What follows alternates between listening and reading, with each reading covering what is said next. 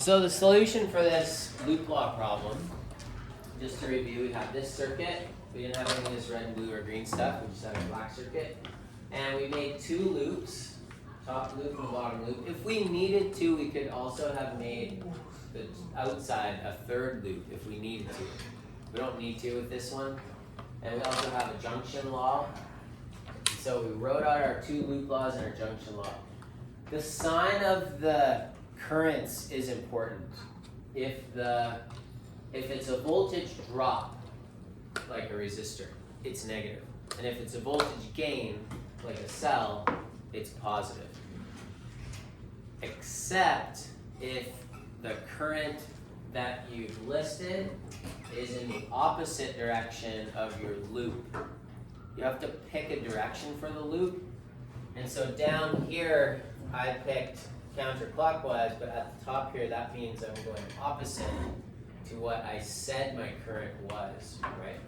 I did that for a reason.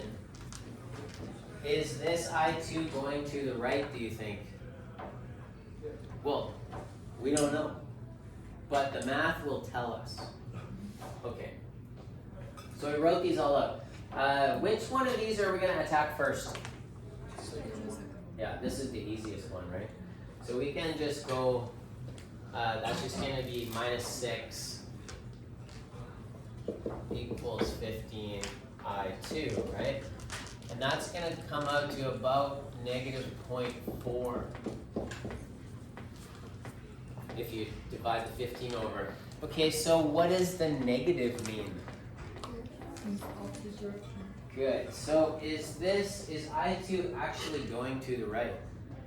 No, it's actually coming backwards. It's coming to the left side. And that's totally fine. If you don't know, you just pick a direction, and the math will tell you which direction the current will end up flowing. So that means that I2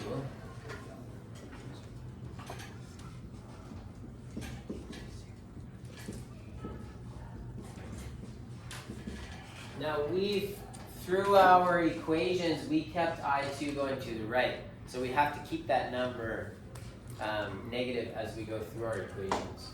Okay, where would you go from there? Go back up to the top. We should be able to solve for I1, right? So if I2 is -0.4, by the way, this is the second loop.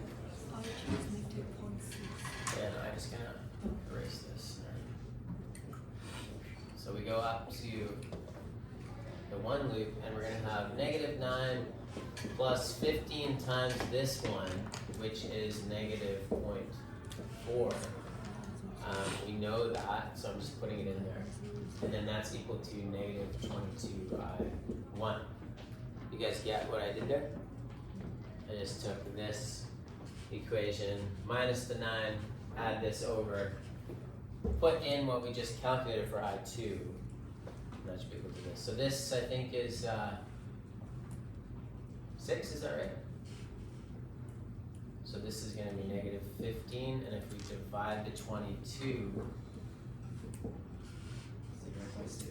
0.68, thank you. So that's positive 0.68 should be equal to I1. So I'm just solving for the variable. The fact that this is positive, what does that tell you? The direction is correct. So for I1, we were right when we said the current is going to the left. So that was good, we know that. And then if we just go to the last equation, the junction law, we should be able to put in I1 and I2 and solve for I3. So we're going to say I1 minus I2 should be equal to I3, and we said I1 was 0.68. Minus I2, and we're going to keep that negative in there because our directions we chose for our junction law it's still the wrong direction, but we keep it all the same. So we're going to put in our -0.4 amps. And that should be equal to I3, and I think that's 1.08 or so. And these are all in amps, by the way.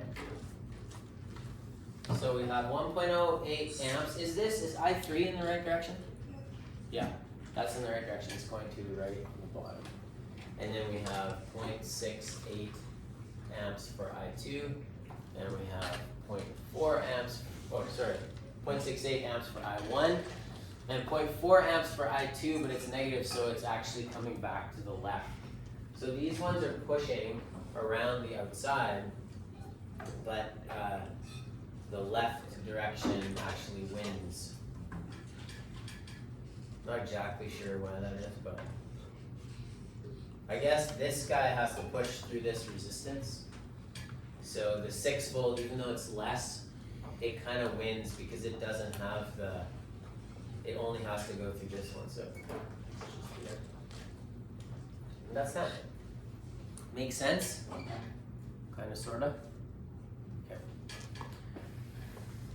So loop law, we can make all the voltage gains and drops have to equal to what? 0. Let me ask that again. Around the loop in a circuit, voltage gains and voltage drops equal to? 0. Has to. In every loop. And current going into a junction, going out of a junction have to be equal. So you make up your formulas and then you can solve for your variables at the end. I'll give you another example. I'll erase this one here. I'll give you one more. You can do it on your own. And then that's Kirchhoff's laws. Let's do.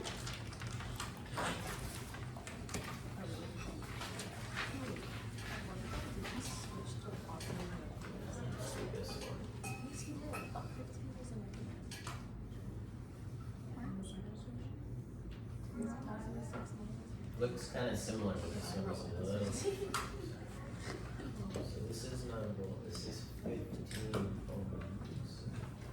This is 20 ohms. And we'll put another little resistor in here. And we're gonna have a cell pushing the other way. This is a 12 volt. This is a 30 ohm. So try to find the current at each resistor. And I think if you can do that, you'll be pretty set.